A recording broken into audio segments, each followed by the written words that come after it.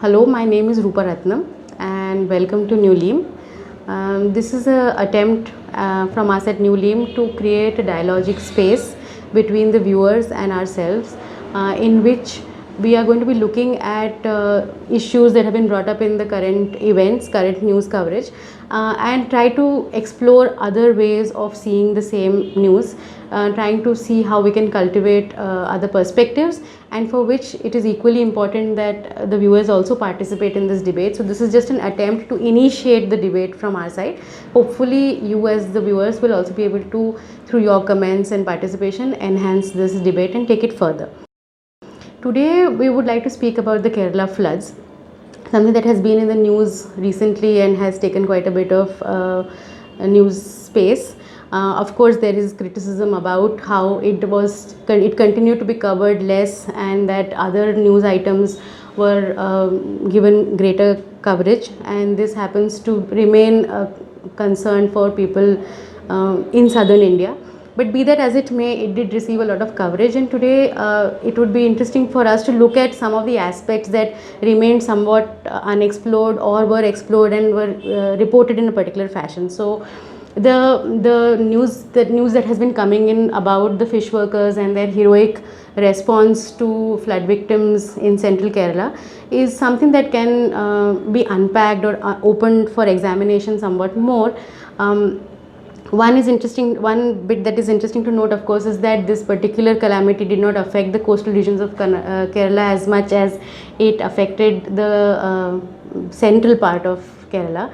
And while otherwise Kerala has also faced many natural calamities in the past, often it has been in the coast, and it is interesting to see how in this situation, when the geography was reversed, how the fish workers of the coastal region spontaneously responded to this challenge, and in fact loaded their boats onto lorries and brought them into the places that were affected by the floods, and so much so that many of their boats were damaged because of broken infrastructure, but that they continued to carry out rescue work throughout the time of the floods when the currents were very strong.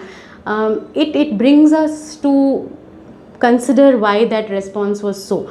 And one way of looking at it is probably how collective responsibility is cultivated in a community. The fish workers have traditionally gone out. They are seafaring people. They go out every day into the sea to catch fish, and they have traditionally been those that have worked in collaboration, worked in crews, and this kind of knowledge about being responsible for each other's survival is something that has been into their conditioning, and this has in many ways probably helped them respond to the need of victims, the rescue of victims, because in many ways they could sense that this was a collective that they belonged to, that Kerala was their state, that they were able to look at the people who were stranded on rooftops as their own community, and they felt that they had the skills and the wherewithal to be able to go in and rescue them.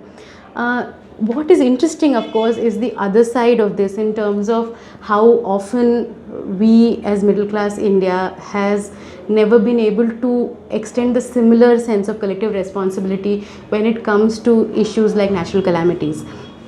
Apart from the behavior that we have shown in terms of charitable donations and giving, it is also interesting to see how it continues to be as if that our survival is something that is in our hands. It is an individual focus. We would look at always our material surroundings as something that are owned by us, and that it is not something that a collective or a community needs to nurture together.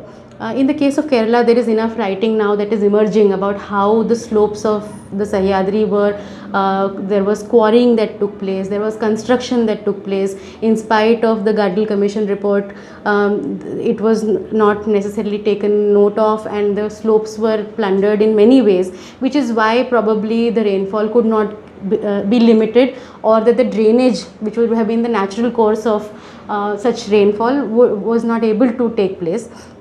Here again it is indicative of how a sort of short-sighted or a myopic view of what is ownership, what is personal, what is individual versus what is community can be seen. Had these also had a greater sense of community or a collective response or a collective responsibility woven into this, we would have been able to see how such quarrying or such construction on the slopes would have probably limited the damage that took place. It was exceptional rainfall, so it is in all likelihood there would have been damage. However, it is interesting for us to explore the repercussions of this kind of an individual pursuit of comfort, of success, of safety, of security, of survival, which the fisher community in contrast has shown us how limited that can be at times of crisis or at times of natural calamity. We hope this got you thinking. This was just an attempt to raise a few questions that have been working in our minds as we have been engaging with the news. What probably comes out starkly in relief here is that no question or no news is actually really out there. Even if it looks like it is in distant coastal region of Kerala, it actually is very much to do with our lives, the way we live, the decisions we take, the way we engage. So this is our attempt to get this conversation started. We would like you to, in your comments, help us unpack this further. One question that we probably didn't touch too much about was, but we would like to hear our viewers' responses in terms of preparedness. How with conversations around climate change only intensifying, we know that such calamities, such crises are going to be more frequent, more intense. What is the level of preparedness that is there within us as a community, within us as a state? Where are the gaps, where are the leakages? What is it that we could work on? What is it that we could think of and even push for further attention? These are the areas that we would be very curious for you to respond on. And additionally, everything else that has been raised here, please, we look forward to your engagement. It is through your conversation that we will be able to build this up further.